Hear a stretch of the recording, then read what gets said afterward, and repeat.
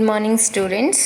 Already మనం problems గురించి ఏ విధంగా ప్రాబ్లమ్ చేయాలి, ఎలా షేర్స్ని ఇష్యూ చేస్తాము, వీటన్నిటి గురించి చెప్పుకున్నాము. కానీ బ్రీఫ్గా అసలు కార్పొరేట్ అకౌంటింగ్ అంటే ఏమి, జస్ట్ ఒక రివిజన్ లాగా మనం కార్పొరేట్ అకౌంటింగ్ గురించి చెప్పుకుందాం.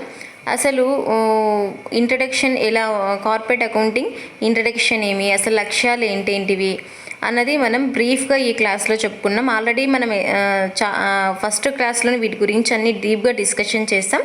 కానీ కొద్దిగా రివిజన్ అనేది చేసుకుందాం ఈరోజు. కార్పొరేట్ అకౌంటింగ్ అంటే ఏమి, అసలు what do you mean by corporate accounting? Corporate accounting is a special branch of accounting which deals with accounting for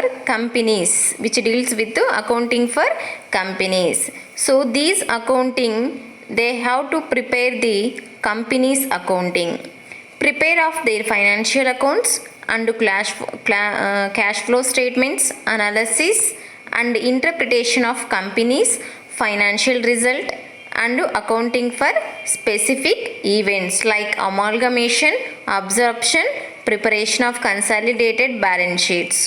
So the corporate accounting subject, the entire they can deal with the company's accounting only. అసలు corporate accounting అనేది accounting యొక్క ప్రత్యేక శాఖ. ఇది కంపెనీలకు accounting మరియు తుది ఖాతాలు మరియు నగదు ప్రవాహ ప్రకటనల తయారీ, విశ్లేషణ మరియు ఏకీకృత ఆస్తి అప్పుల పట్టిక తయారీతో వ్యవహరిస్తుంది. కార్పొరేట్ అకౌంటింగ్ యొక్క లక్షణాలు లక్ష్యాలు ఏమేమి కార్పొరేట్ అకౌంటింగ్ మెయిన్ లక్ష్యం ఏముంటుంది? ఏ బిజినెస్ అయినా మనం తీసుకుంటున్నట్లయితే కార్పొరేటింగ్ యొక్క మెయిన్ లక్ష్యం ఏముంటుందంటే ప్రాఫిట్ని ఎన్ని చేయడం, సిస్టమాటిక్గా ట్రాన్సాక్షన్స్ని రికార్డ్ చేయడం, ట్రూ యొక్క ఫైనాన్షియల్ స్టేట్మెంట్ని చూపించడం. The main objective of accounting are maintaining a complete and systematic record of all transactions and analyzing the financial position of a business. Every individual or a business concern is interested to know the results of financial transactions, and their results are ascertained through the accounting process. So ఏ business పర్సన్కైనా చాలా కొంత interest ఉంటుంది, నా యొక్క result ఏమి, నా position ఏమి ప్రస్తుతం, నేను if any loss there in my business or if any gain I have to earn if any profit from business. So if every person they have to interested to know the what is the financial position of my business.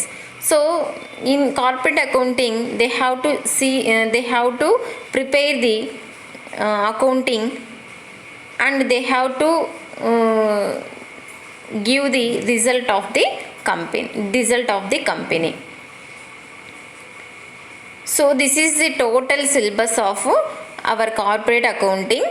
Accounting for share capital, issue of forfeited and reissue of shares, concepts and process of book building, issue of rights and bonus shares, buyback of shares, preparation of journal and ledger.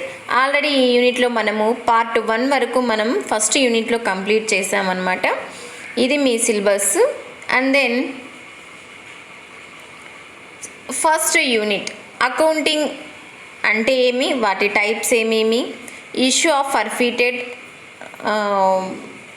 Reissue of forfeited shares, concepts and process of book building, issue of rights and bonus shares, buyback of shares, preparation of journal and ledger. వాటాల మూలధన accounting అనమాట. వాటా అర్థమేమి, వాటాల రకాలేమి, వాటాలను ఏ విధంగా జారీ చేస్తాం, వాటాలను ఏ విధంగా జప్తు చేస్తాము, జప్తు చేసిన వాటాలను తిరిగి జారీ చేస్తాం, ఎలా జారీ చేయాలా, పుస్తక నిర్మాణ భవన మరియు విధానం ఏంటేంటి, ప్రాసెస్ ఏమి, హక్కులు మరియు బోనస్ వాటాల జారీ ఏ విధంగా ఉంటుంది, వాటాలను ఏ విధంగా కొనుగోలు చేస్తాము, వాటికి సంబంధించిన చిట్టాబద్దులు ఏ విధంగా రాయాలి, మరియు ఆవర్జ ఖాతాలను ఏ విధంగా తయారు చేయాలి అన్నది మనం ఫస్ట్ యూనిట్లో అనేది నేర్చుకుంటాం. సెకండ్ యూనిట్ వచ్చేసి డిబెంచర్స్ అకౌంటింగ్.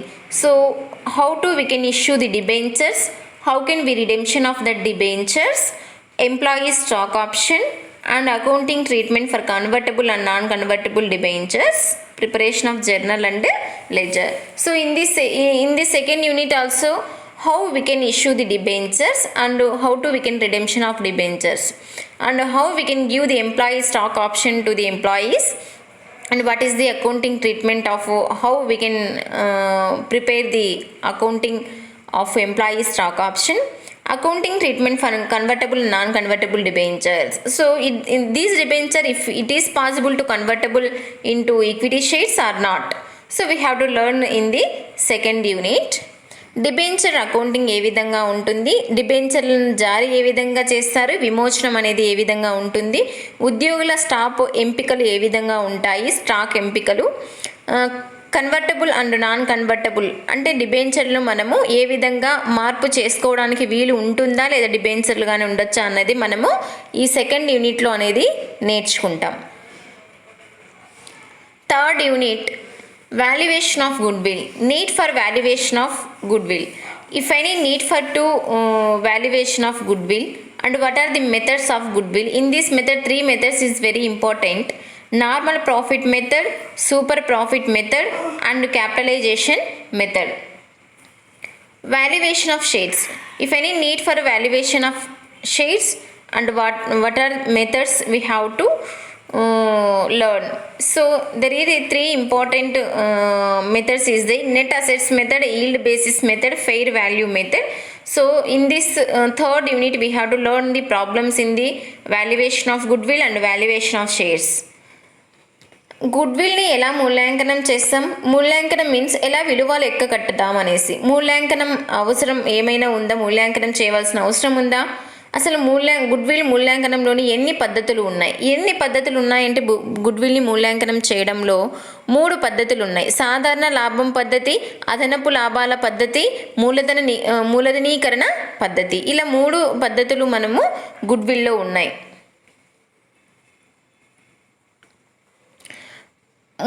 వాటాల మూల్యాంకనం, వాటాలని మూల్యాంకనం చేయవలసిన అవసరం ఏమైనా ఉందా, వాటాల మూల్యాంకనం యొక్క పద్ధతులు ఏమి, నికర ఆస్తుల పద్ధతి, దిగుబడి ఆధారిత పద్ధతి, సమంజసమైన విలువ పద్ధతి. సో ఇక్కడ మనకి ప్రాబ్లంతో సహా అనేది ఉంటాయి. అలాగే 4th unit, company final accounts, preparation of final accounts, adjustments relating to preparation of final accounts, profit and loss account, balance sheet, preparation of final accounts by using computers.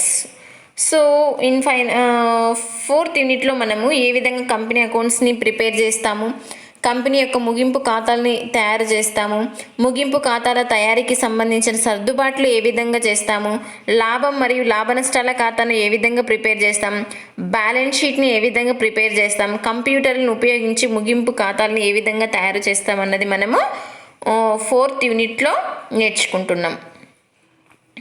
And then last one 5th unit, that is Provisions of the Companies Act 2013. So this 5th unit is relating to all above 4 units relating to issue of shares and debentures. What are the provisions is relating to issue of shares and debentures, book building, preparation of balance sheet schedule 3, preparation of profit and loss account schedule 3. So what is the procedure we have to follow to preparation of all those above 4 units that is relating to the 5th unit. This 5th unit tells the what are the provisions we have to follow to preparation of accounts. కంపెనీల చట్టం 2013 యొక్క నిబంధనలు, వాటాలు మరియు డిబెంచర్లను సంబంధించినవి ఏమేమి నిబంధనలు ఉంటాయి, పుస్తక నిర్మాణ భవనం ద్వారా ఏమేమి ఉంటాయి, బ్యాలెన్స్ షీట్ తయారు చేసేటప్పుడు ఏ షెడ్యూల్ని మనం పాటించాలి, ఏ ప్రొఫార్మాని మనం పాటించాలి, లాభ నష్టాలను ఖాతాను తయారు చేసేటప్పుడు కూడా ఏ పద్ధతిని అనేది పాటించాలనేది షెడ్యూల్ 3లో మనకి వివరించి ఉంటుందన్నమాట. పైన చెప్పుకున్నటువంటి అన్ని యూనిట్లు కూడా వీటి నిబంధనలను అనుసరించి మనం ఆ యూనిట్ల యొక్క కంపెనీకి సంబంధించిన అకౌంట్స్ అనేది మనం ప్రిపేర్ చేయవలసి ఉంటుంది. సో ఇవి మనకి 5 యూనిట్లకి సంబంధించి అనమాట. ఒక బ్రీఫ్గా ఈ క్లాస్ చెప్పుకున్నాం అనమాట. నెక్స్ట్ యాజ్ యూజువల్ టుమారో మనము ప్రాబ్లమ్స్ చేసుకుందాం.